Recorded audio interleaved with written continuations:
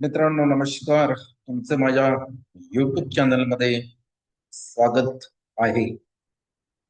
आज आपल्याला एका सर्वात महत्वाच्या विषयावर चर्चा करायची आहे आणि तो विषय मी अगोदरच तुम्हाला सांगतोय. तो विषय आहे प्राधान्यक्रम. म्हणजे पवित्र पोर्टलवर प्राधान्यक्रम कशा प्रकारे द्यायचे, ज्याला आपण इंग्लिश मध्ये प्रेफरन्स असं म्हणतो. आणि तुमच्या लॉगिंगला हे प्रेफरन्स उपलब्ध झाल्यानंतर ही एक तुमची फार मोठी जबाबदारी आहे. माझे जे शिक्षक उमेदवार बंधू आणि भगिनी आहेत त्यांनी हा मुद्दा व्यवस्थित लक्षात घ्या. कारण काय, तर आता आजची तारीख आहे जवळपास 7 जून आणि तुम्हाला माहित आहे की जाहिराती अपलोड करण्यासाठी 15 जून ही शेवटची तारीख. जे काही व्यवस्थापक आहेत अनुदान प्राप्त शाळांचे, त्याच्यानंतर ज्या काही जिल्हा परिषद शाळांचे सीओ आहेत, महानगरपालिकांचे आयुक्त आहेत आणि नगर परिषदचे जे काही चीफ ऑफिसर आहेत, या सर्वांना अल्टिमेटम दिलेला आहे शासनाने आता की तुम्हाला कुठल्याही परिस्थितीमध्ये 15 जून पर्यंत जाहिराती अपलोड करायच्या आहेत.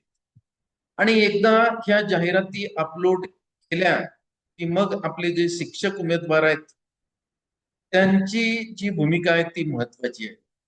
कारण त्यांना त्या जाहिरातीचं अवलोकन करायचंय. जाहिरातीचं अवलोकन केल्यानंतर त्यांना त्यांच्या लॉगिंगला जायचंय. त्यांच्या लॉगिंगला त्यांना जे काही प्रिफरन्स उपलब्ध झालेले आहेत ते प्रिफरन्स त्यांना व्यवस्थित द्यायचे आहेत. जे प्राधान्यक्रम त्यांच्या लॉगिंगला उपलब्ध करून दिल्या जातील. आणि हे प्राधान्यक्रम उपलब्ध म्हणजे करून दिल्यानंतर आपल्या शिक्षक उमेदवारांची फार मोठी जबाबदारी आहे. कारण आलेले प्राधान्यक्रम जे आहेत ते प्राधान्यक्रम आपला जो शैक्षणिक व्यावसायिक पात्रता आहे, त्यानंतर तुमचा जो प्रवर्ग आहे किंवा तुमचा जो गट आहे त्या गटानुसार ते प्राधान्यक्रम व्यवस्थित आहेत की नाही ते तुम्ही तपासायला पाहिजे. हे सगळ्यात महत्वाचं आहे. जर त्याच्यानुसार ते जर प्राधान्यक्रम नसतील तर चुकीचे प्राधान्यक्रम मित्र भरू नका, हे आपण लक्षात घ्या. कारण काय, तर 2022 मध्ये बरेचसे जे काही शिक्षक उमेदवार आहेत त्यांनी व्यवस्थित प्राधान्यक्रम भरले नाहीत, त्यामुळे त्यांचं नुकसान झालेलं आहे. ते निवड प्रक्रियेपासून वंचित झालेले आहेत, हे लक्षात घ्या. कारण पवित्र पोर्टलवर जे काही कृती तुम्हाला करायची आहे ते तुम्हाला स्वतः करायची आहे, ती तुमची स्वतःची जबाबदारी आहे. आणि ही जबाबदारी पार पाडत असताना आपण कुठले मुद्दे लक्षात घ्यायचे, त्या मुद्द्यावर मला आज डिस्कशन करायचं आहे. आणि हे डिस्कशन मी एवढ्यासाठी करतो की जे आपले शिक्षक उमेदवार आहेत बंधू आणि भगिनी त्यांचं नुकसान होऊ नये, हा यामागचा माझा प्रामाणिक उद्देश आहे मित्र. त्यासाठी मी तुम्हाला काही मुद्दे इथं शेअर करतोय, या स्क्रीनवर शेअर करतोय.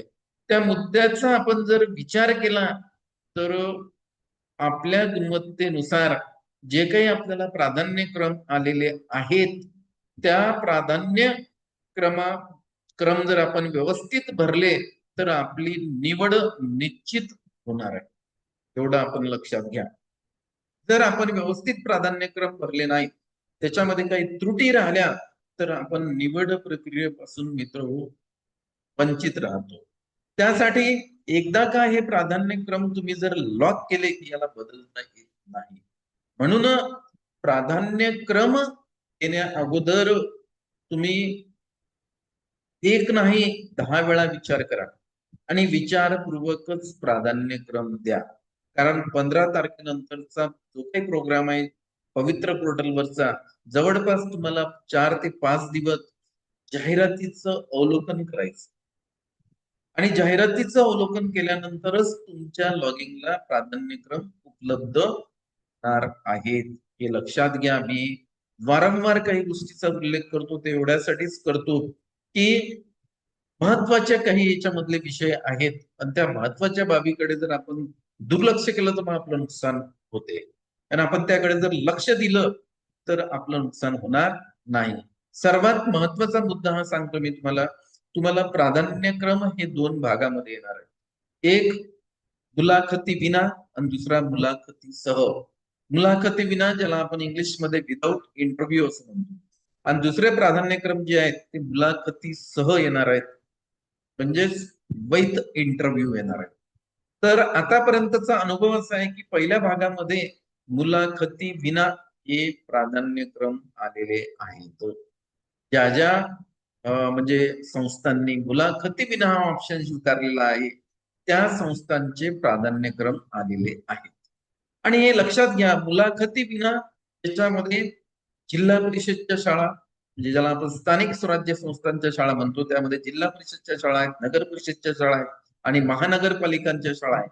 त्यांना कंपल्सरी आहे, इथं तुमचं टॅटच्या गुणवत्तेनुसारच सिलेक्शन होणार आहे. राहिला प्रश्न काही खाजगी व्यवस्थापनाच्या शाळा आहेत, त्या सुद्धा मुलाखती विना हा ऑप्शन स्वीकारतात. फॉर एक्झाम्पल तुम्हाला सांगतो, मी मागच्या वेळेस रयत शिक्षण संस्था जी आहे त्या शिक्षण संस्थेने मुलाखती विना हा ऑप्शन स्वीकारला होता. म्हणजे त्याच्यामध्ये सुद्धा निवड ही टॅटच्या गुणवत्तेनुसार झालेली आहे. पण बऱ्याचशा शिक्षण संस्था आहेत ज्या 100% अनुदान प्राप्त आहेत, त्या मुलाखतीसह हा ऑप्शन स्वीकारतात. मग हा मुलाखतीसह जेव्हा ऑप्शन स्वीकारतील आणि आपल्याला जे प्राधान्यक्रम आपल्या लॉगिंग मध्ये उपलब्ध झालेले आहेत, ते प्राधान्यक्रम आपल्याला देत असताना काही महत्वाच्या ज्या काही गोष्टी आहेत, कुठल्या मुद्द्याचा आपण विचार करायला पाहिजे जेणेकरून आपली निवड होण्याचा जो मार्ग आहे तो सुकर होणार आहे, हे आपण एक लक्षात घ्यायला पाहिजे. तर प्राधान्यक्रम देत असताना जे मुद्दे आपल्याला विचारात घ्यायचे आहेत ते मुद्दे मी आता इथं शेअर करतो. मी फार आपला वेळ घेत नाही मित्र. तत्पूर्वी माझी आपल्याला विनंती राहील, हा जर व्हिडिओ तुम्हाला आवडला तर याला निश्चित तुम्ही लाईक करा, याला भरपूर शेअर करा, म्हणजे आपले जे शिक्षक उमेदवार बंधू आणि भगिनी आहेत त्यांचं नुकसान होणार नाही. आणि तुम्ही जर माझ्या या युट्यूब चॅनलवर नवीन असाल तर या चॅनलला जरूर सबस्क्राईब करा, कारण यानंतरचा एक व्हिडिओ तुमच्यासाठी फार महत्वाचा आहे. आणि या व्हिडिओ एक नाही 2 वेळा बघा आणि बघितल्यानंतर त्याच्यावर तुम्ही स्वतःच थिंकिंग करा आणि थिंकिंग केल्यानंतरच मग तुम्ही काय करा, कृती करा, म्हणजे जेणेकरून आपलं नुकसान होणार नाही. कारण एक तर भरती होत नाही आणि भरती झाली तर मग त्यामध्ये जर आपली त्रुटी झाली तर त्याला नाईलाज, हे आपण लक्षात घ्यायला पाहिजे. तर पुन्हा एकदा मी रिपीट करतो, पवित्र पोर्टलवर स्थानिक स्वराज्य संस्थांच्या शाळा, ज्यामध्ये महानगरपालिकांच्या शाळा आहेत, नगर परिषदच्या शाळा आहेत आणि जिल्हा परिषदच्या शाळा आहेत, खासगी अनुदान प्राप्त शाळा ज्या 100% अनुदान आहेत, ज्या टप्पा अनुदानावर आहेत, अशा सर्व शाळांचे प्रिफरन्स तुम्हाला उपलब्ध होणार आहेत. मग हे प्रिफरन्स आपल्याला उपलब्ध झाल्यानंतर ते प्रिफरन्स कसे भरायचे, कोणत्या मुद्द्याचा आपण विचार करायचा, ते आता आपण काही मी इथं ठळक मुद्दे मांडतोय, त्याचा जर आपण विचार केला तर निश्चितच तुमचं नुकसान होणार नाही, हे आपण लक्षात घ्यायला पाहिजे. बघा, पोर्टलवर आपणास या सर्व जाहिराती सर्वांसाठी अगोदर प्रसिद्ध केल्या जातील आणि त्या सर्व जाहिरातीचा सुरुवातीला आपणास सखोल अभ्यास करायचा आहे. बघा, मी तुम्हाला अगोदरच सांगितलं की महाराष्ट्रामध्ये ज्या काही शिक्षण संस्था आहेत, ज्या काही स्थानिक स्वराज्य संस्थांच्या शाळा आहेत, यामधली भरती जी आहे ती पवित्र पोर्टल मार्फत केल्या जाते आणि या पोर्टलवर तुम्हाला जाहिराती अवलोकनासाठी उपलब्ध करून दिल्या जातील. हा मुद्दा सुद्धा एक महत्वाचा आहे. पोर्टलवर आपले जे शिक्षक उमेदवार आहेत, या सर्व शिक्षक उमेदवारांना ज्यांनी सेल्फ सर्टिफिकेशन केलेलं आहे त्यांच्यासाठी जाहिराती अगोदर प्रसिद्ध केल्या जातील आणि त्या सर्व जाहिरातीचा सुरुवातीला आपण सखोल अभ्यास करायचा आहे. बघा, शब्द वापरला मी इथं, तुम्हाला सखोल त्या जाहिरातीचा अभ्यास करायचा आहे. म्हणजे या जाहिराती तुम्हाला कुठे आहे तर पवित्र पोर्टलवर लॉग इन केल्यानंतर एक लेफ्ट साईडला डाउनलोड सेक्शन येते, त्या डाउनलोड सेक्शन मध्ये या सर्व जाहिराती पीडीएफ फॉर्मॅट मध्ये असतात, त्या तुम्हाला डाउनलोड करायचे आहेत, त्याच्या प्रिंटआउट काढायचे आहेत, प्रिंटआउट काढून त्याचा सखोल तुम्हाला अभ्यास करायचा आहे. ही तुमची सर्वात एक अशी एक मोठी जबाबदारी आहे. आपण काय करतो, एखाद्या कुठल्याही कॅफेवर जातो, त्या कॅफेवाला सांगतो, त्याला म्हणतो तूच प्रिफरन्स भर, तर हे फार हलगर्जीपणाचं लक्षण आहे, असं करू नका. मला स्वतः ह्या गोष्टी करायच्या आहेत, हे तुम्ही लक्षात घ्या.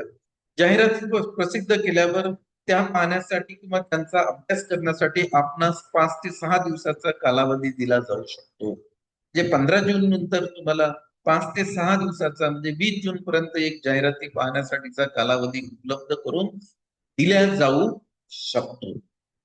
त्यानंतर या कालावधीनंतर प्रत्येक उमेदवाराला त्याच्या लॉगिंगवर त्याच्या शैक्षणिक आणि व्यावसायिक पात्रतेनुसार आणि त्याच्या प्रवर्गानुसार जाहिराती जाहिराती उपलब्ध करून दिल्या जातात. म्हणजेच आपण असं म्हणू त्याला प्रेफरन्स फॉर्म जे आहेत ते उपलब्ध करून दिल्या जातात. शैक्षणिक आणि व्यावसायिक पात्रतेनुसार आणि त्याच्या प्रवर्गानुसार काही जाहिराती दिसायला सुरुवात होतील. तुमच्या लॉगिंगवर सुद्धा तुम्हाला काही जाहिराती दिसतील मित्र हो. त्याच्यानंतर पुढे काय करायचं आहे तुम्हाला, या जाहिरातीचा अभ्यास केल्यानंतर पुढचा जो भाग आहे तो फार महत्वाचा आहे. आणि तो महत्वाचा भाग काय, तो आता आपल्याला हा जो 2 नंबरचा मुद्दा आहे या मुद्द्यामध्ये समजून घ्यायचं आहे. एकदा आपल्या लॉगिंगवर आपल्या शैक्षणिक आणि व्यावसायिक पात्रतेनुसार जाहिराती दिसायला सुरुवात झाल्यावर प्रत्येक उमेदवाराला त्याच्या सोयीनुसार किंवा त्याच्या आवडीनुसार उपलब्ध झालेल्या प्राधान्यक्रम पैकी हव्या असलेल्या प्राधान्यक्रमाची योग्य प्रकारे मांडणी करायची आहे. ह्या जाहिराती एकदा तुमच्या पोर्टलवर उपलब्ध झाल्यानंतर प्रत्येक उमेदवाराच्या लॉगिंगला प्राधान्यक्रम त्याच्या शैक्षणिक व्यावसायिक पात्रतेनुसार आणि त्यांच्या प्रवर्गानुसार त्यांच्या विषयानुसार तिथं उपलब्ध करून दिल्या जातील.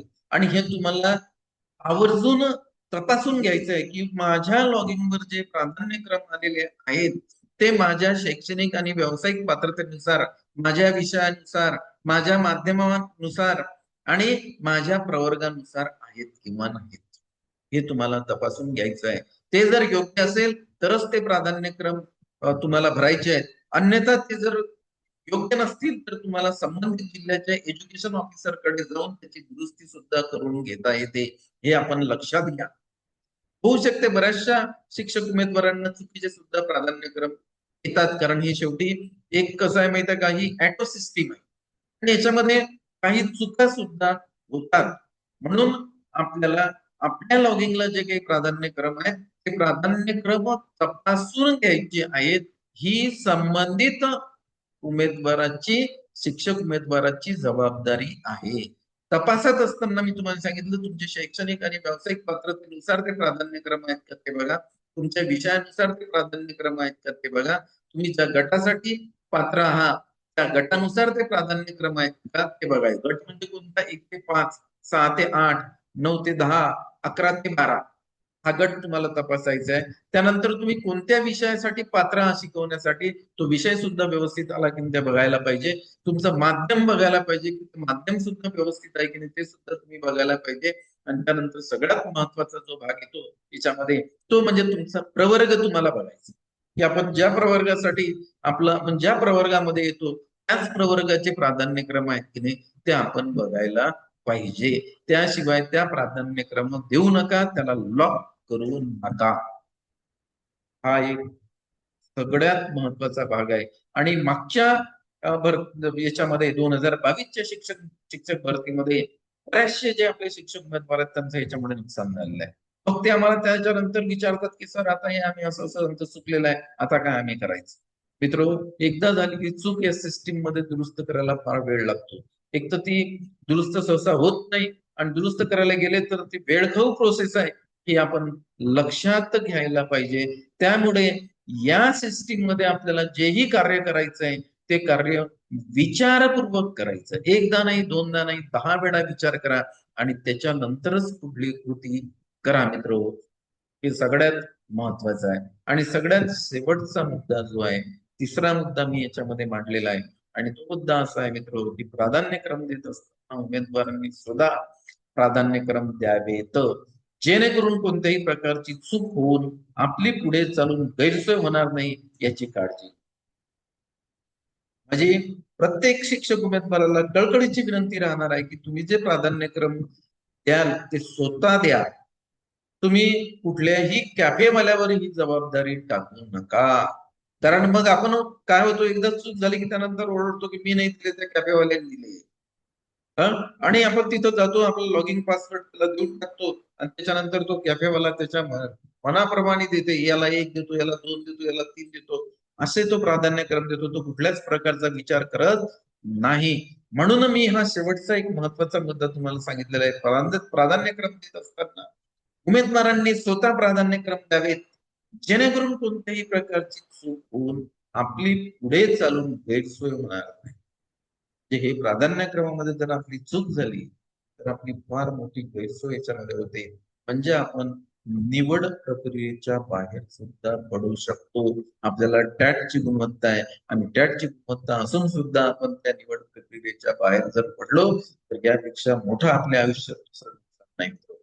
हे आपण लक्षात घ्यायला पाहिजे. त्यामुळे आपण प्राधान्यक्रम हे स्वतःहून भरा, अचूक भरा, न चुकता भरा. एक वेळ नाही, दोन वेळ वाचा, तीन वेळ वाचा. कुठल्याही गोष्टीची घाई करू नका, आळस करू नका. नाही तर बऱ्याचशा आपले जे शिक्षक उमेदवार आहेत याच्यामध्ये, त्यांचं जे याच्यामध्ये जे बुकलेट असते ते बुकलेट ते वाचत नाही. बुकलेट वाचायला पाहिजे. याची नियमावली आहे, ती नियमावली आपण समजून घ्यायला पाहिजे. याचे जी आर आहेत, ते जी आर आपण समजून घ्यायला पाहिजे. आणि बरेचसे आता जसं माझं युट्यूब चॅनल आहे पवित्र पोर्टलच्या बाबतीत मी माहिती देतो, असे बरेचसे आणखी काही गृहस्थ असतील, ते जर व्यवस्थित माहिती देत असतील, व्यवस्थित माहिती पाहिजे, अचूक माहिती पाहिजे, तर त्याचा सुद्धा आपण म्हणजे ते सुद्धा आपण पाहू शकता. आणि पाहिल्यानंतर आपली जी प्रक्रिया आहे ती अचूक कशा प्रकारे होईल याकडे आपण यापुढे आता लक्ष द्यायला पाहिजे. आणि ही आता तुमच्यावर जबाबदारी आलेली आहे. तो आता दिवस आलेला आहे 15 जून नंतर प्रत्येक शिक्षक उमेदवारावर त्यांनी सेल्फ सर्टिफिकेशन केलेलं आहे, त्यांचे मित्र ही जबाबदारी आहे. ही जबाबदारी तुम्ही एकदा समजून घ्या, म्हणजेच आपली गैरसोय होणार आहे.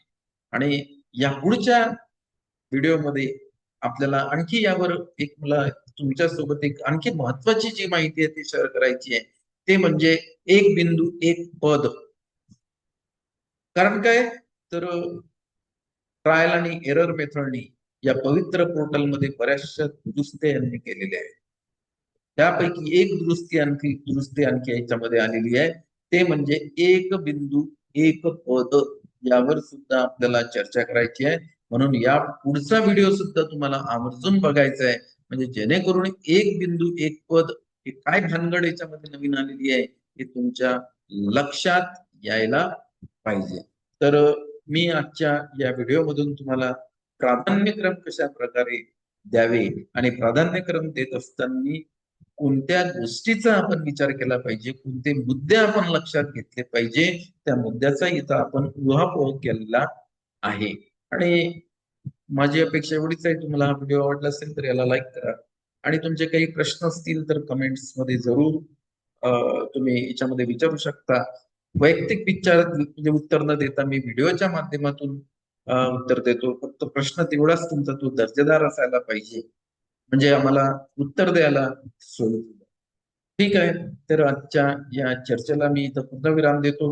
पुन्हा आपली भेट नंतरच्या व्हिडिओमध्ये होईल. धन्यवाद.